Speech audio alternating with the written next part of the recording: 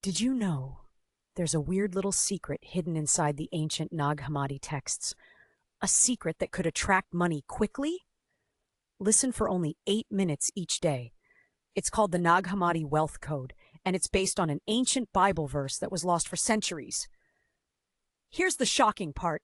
When you listen to it for just 8 minutes a day, it activates a hidden wealth frequency inside your mind, helping you attract money, opportunities, and abundance almost automatically.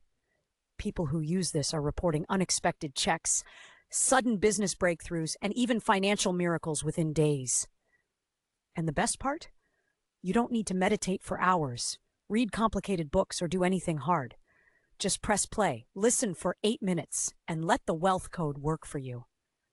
If you've been struggling with money, debt, or just feeling stuck financially, this could be the breakthrough you've been waiting for. Click the link in the description or pinned comment now to watch the free video before it gets taken down.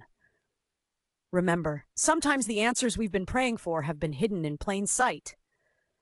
And this ancient verse might just change your financial life forever. See the free video. The link is in the description box.